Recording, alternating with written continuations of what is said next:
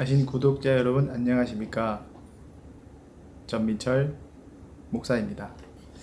오늘 우리가 함께 읽을 말씀은 베드로전서 4장 12절에서 14절까지의 말씀입니다. 제가 읽어 드리겠습니다. 사랑하는 자들아, 너희를 연단하려고 오는 불시험을 이상한 일 당하는 같이 이상히 여기지 말고 오히려 너희가 그리스도의 고난에 참여하는 것으로 즐거워하라.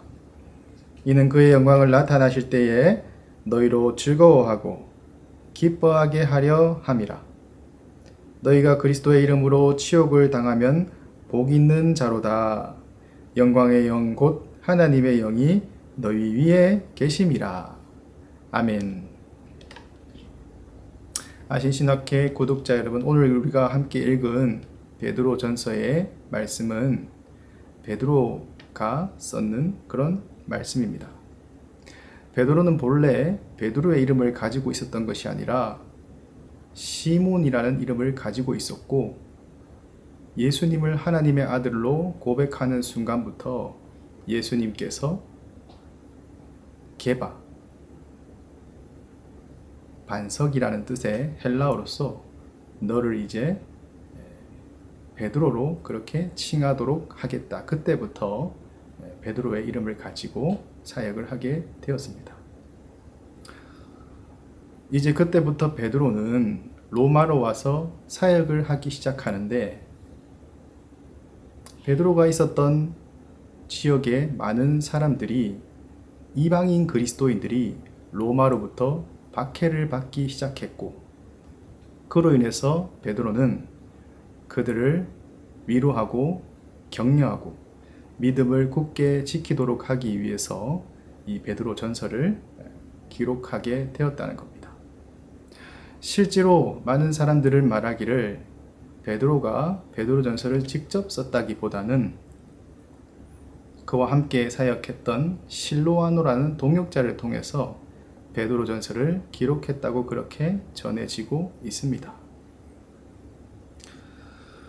우리가 함께 오늘 읽은 베드로전서 4장 12절부터 보면은 사랑하는 자들아, 너희를 연단하려고 오는 불시험, 이상히 여기지 말라고 그렇게 이야기를 합니다. 연단이라는 것은 금을 정금할 때 쓰는 말입니다.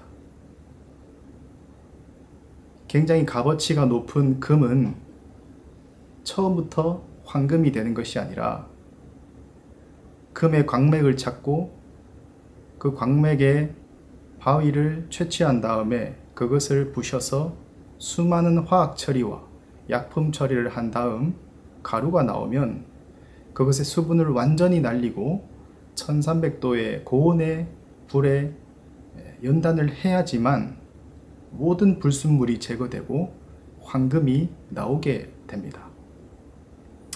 이처럼 황금도 그냥 만들어지는 것이 아니라 오랜 연단의 과정이 필요한 것처럼, 하나님을 믿고 그리스도의 말씀을 들어 따르는 우리들에게도 당연히 하나님의 나라를 향해서 생명을 향해 달려가다 보면 어려운 일들은 오게 마련이고, 또 그것을 맞이하여서 연단되는 과정을 통해서 시험이라는 과정을 거침으로써 우리는 더욱더 성장하게 된다는 그런 말씀을 해주고 있다는 겁니다. 계속해서 베드로는 말하기를 너희가 고난을 받는데 그냥 세상에서 말하는 고난이 아니라 그리스도가 주는 고난, 그리스도의 고난에 너희가 참여할 때 그것을 즐거워하고, 그리고 나중에 영광으로 나타날 때 너희가 기뻐할 것이라고 그렇게 이야기를 합니다. 여러분, 우리는 알지 않습니까? 예수님께서는 이 땅에 오셔서 하나님의 나라를 향해서 생명을 향해 달려가셨고, 모든 아픔과 고통과 시험들을 다 이겨내시고 끝내 십자가에 달려 돌아가시고 부활하신 다음에 영광을 맞이하였지 않습니까? 이처럼 우리도 하나님의 뜻을 따라서 그리스도의 고난에 동참하여 생명을 살리기 위해서 우리의 재능과 우리의 물질들과 모든 것들을 그것을 향해서 사용하기 시작할 때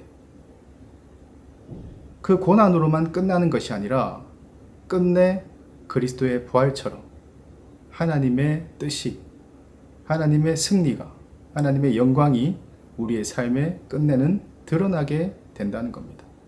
그 영광을 나타나실 때 즐거워하고 기뻐하라 라고 이야기를 한다는 것이죠. 그런데 우리는 그렇게 한번 생각해 봅니다. 많은 사람들이 실제로 그래, 우리는 연단 가운데서 시험을 통해서 더욱더 성장할 거야.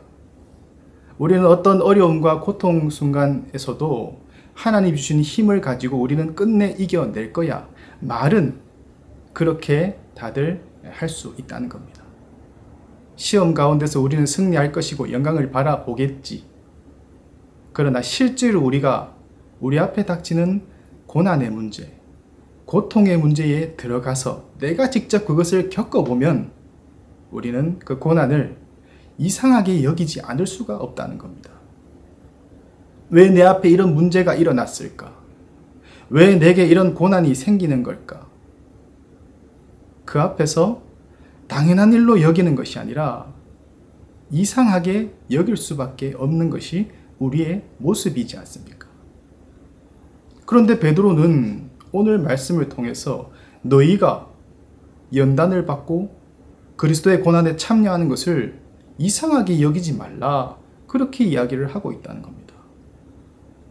우리는 어떻게 해서 우리 앞에 일어나는 모든 고난의 문제, 생명을 살리기 위해서 우리가 사역하는 여러 가지의 문제들을 이상하게 여기지 않고 당연한 것으로, 기쁨으로 그렇게 맞이할 수 있을까?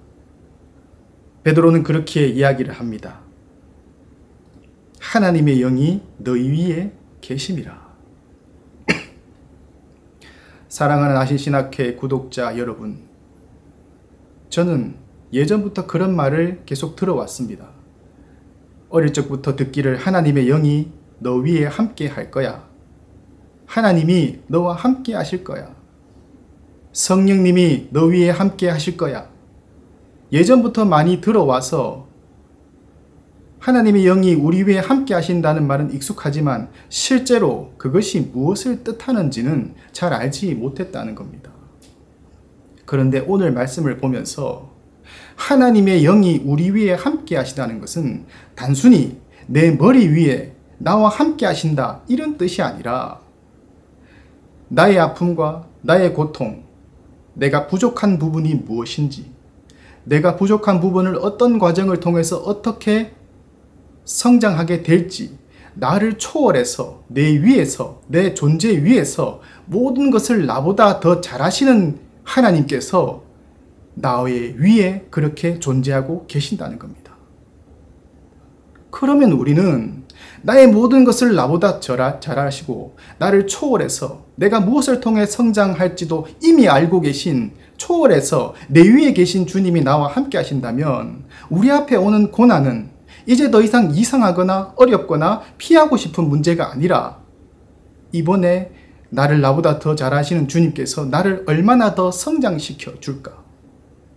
이번에 오는 이런 아픔과 고통을 통해서는 내가 얼마나 또 성장할 수 있을까? 나보다 나를 더 잘하시고 나를 초월해 계시는 그 주님께서 나와 함께 하시니 이제 어려움들은 더 이상 괴로움이나 이상한 것이 아니라 하나님께서 그것을 극복해 주시는, 초월해 계시는 하나님이 나와 함께 하시는, 이제는 더 이상 성장할 수 있는 당연한 일로 우리가 여길 수 있게 되더라는 겁니다. 사랑하는 아신신학회 구독자 여러분, 우리 앞에는 여러 가지 문제들이 당면할 수 있습니다. 불안과 좌절과 극복하지 못할 문제들, 오늘도 계속 반복되는 고통 속에서 힘들어할 수 있습니다. 그러나 이제 더 이상 주저하지 말고 나를 초월해 계셔서, 나를 나보다 더 잘하셔서 내 위에 계셔서 내가 더욱더 성장할 것까지도 이미 아시는 그 주님을 찾고 나의 위에 계시는 그 주님과 함께 우리 앞에 오는 모든 문제들을, 고난의 문제들을 이상하게 여기지 말고 당연하게 받아서 성장할 수 있는 저와 여러분의 삶이 될 수 있기를 간절히 원합니다.